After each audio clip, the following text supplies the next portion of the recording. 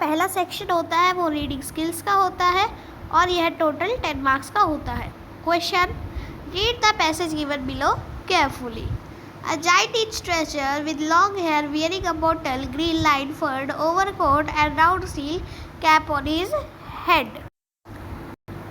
Now, on the basis of your reading of the passage, answer the following questions any four.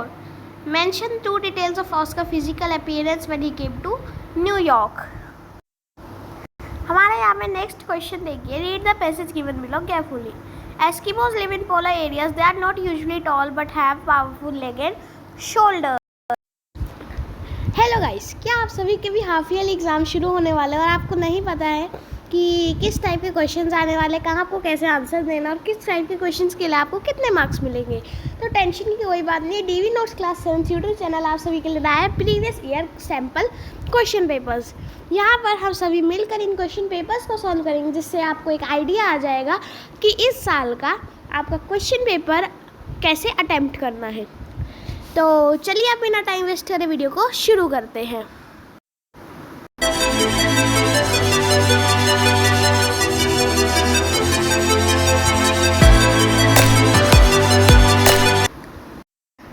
यहाँ पे मैंने हमारा question paper खोल लिया है और जो हमारा क्वेश्चन पेपर का सेक्शन ए रहता है वो होता है हमारा रीडिंग स्किल्स का। ओके, और जो ये रीडिंग स्किल्स है आपकी टोटल 10 मार्क्स की आती है।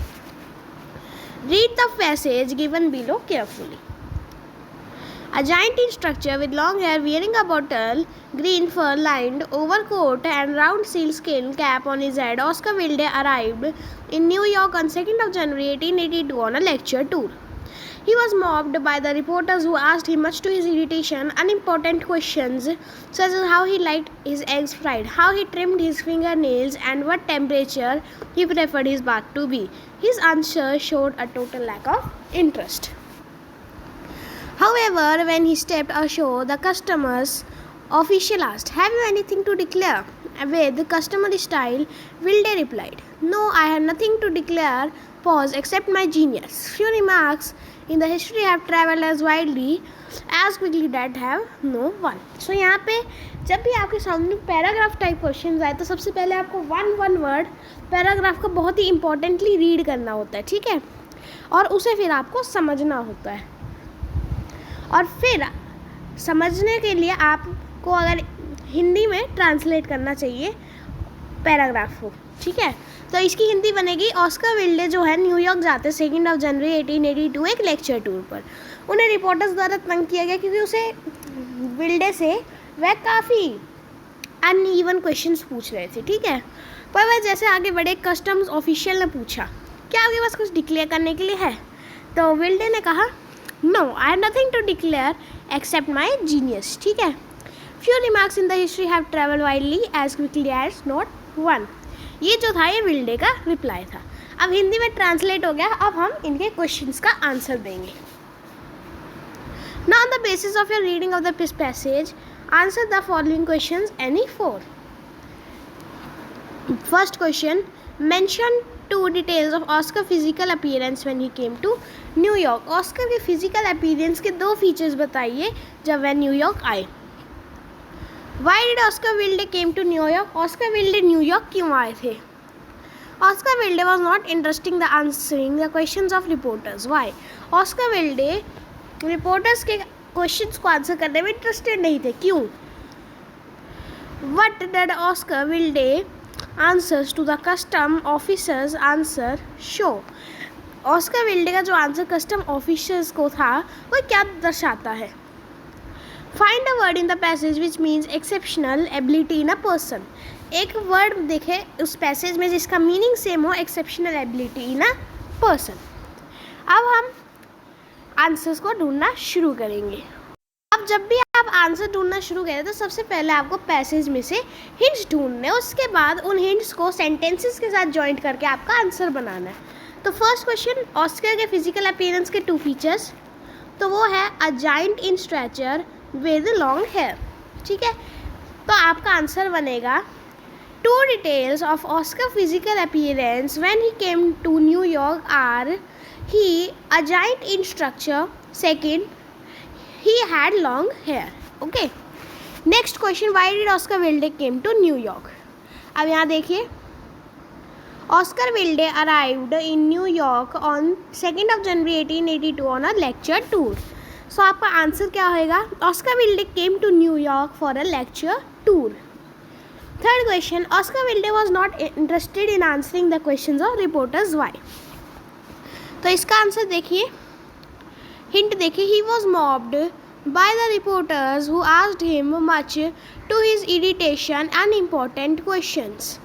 ठीक है, तो यहाँ पे आप क्या लिखेंगे? Oscar Wilde was not interesting answering the questions of reporter because they asked him unimportant questions which he was not interested in answering of।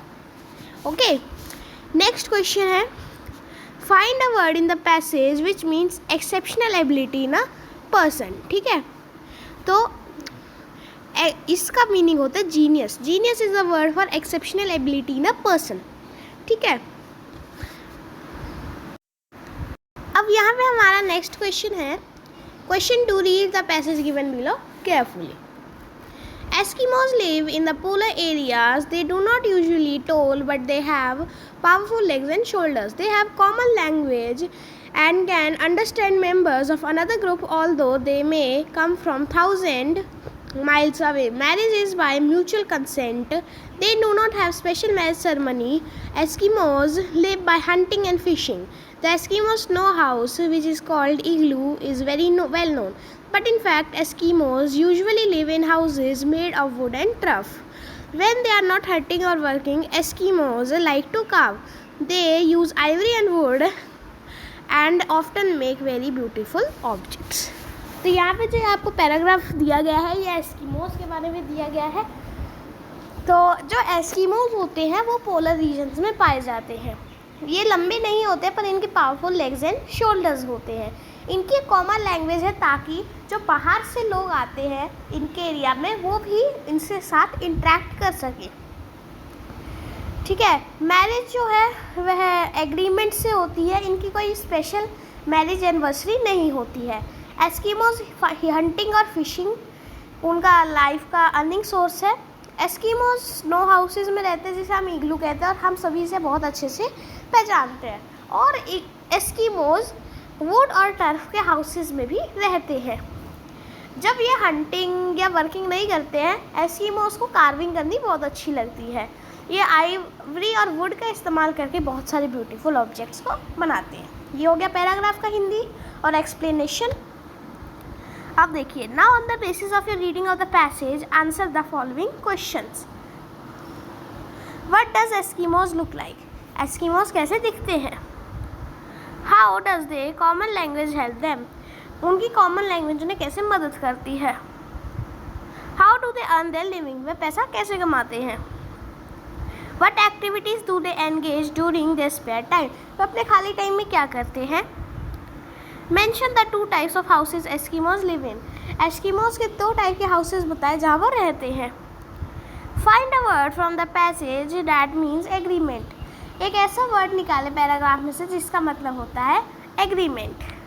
तो क्योंकि अब चलिए हम क्वेश्चन के हिंट देखना शुरू करते हैं। सो यहाँ पे एस्किमोस कैसे दिखते हैं देखिए। They are not usually tall but they have powerful legs and shoulders. तो आप इसका सेंटेंस कैसे बनाएंगे?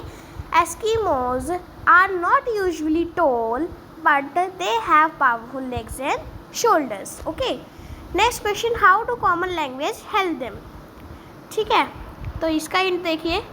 दे have a common language and can understand members of another group although they may came from many thousands of miles away। ठीक है, सो आप इसका answer लिखेंगे as common language help Eskimos as they can understand the language of people who come from thousands of miles away. This also helps them to interact in an efficient way। next question है, how do they earn for their living? ठीक है, सो यहाँ पर है Eskimos live by hunting and fishing. तो आपका इसका answer क्या होएगा? Eskimos do hunting and fishing to earn their living. Okay. Next है what activities do they engage in their spare time. Okay. So देखिए when they are not hunting or working, Eskimos like to carve. They use ivory and wood and they often make very beautiful objects. तो इसका answer आ जाएगा activities. Eskimos engage in their spare time in the activity of carve. They use ivory and wood and often make very beautiful objects. Okay. Next question, mention 2 types of houses Eskimos live in. So यहाँ पे देखिए the Eskimo snow house which is called igloo is well known, but in the fact Eskimos usually live in the houses made of wood and turf. ठीक है. So answer लिखेंगे 2 types of the houses that Eskimos live in are first one igloos, second one houses made of wood and turf. Last question हमारा find a word from the passage that means agreement. So agreement का मतलब होता है mutual consent. ठीक है, mutual consent. So आप यहाँ लिखेंगे word that is similar to agree in this paragraph is mutual consent. So guys आज के लिए इतना ही.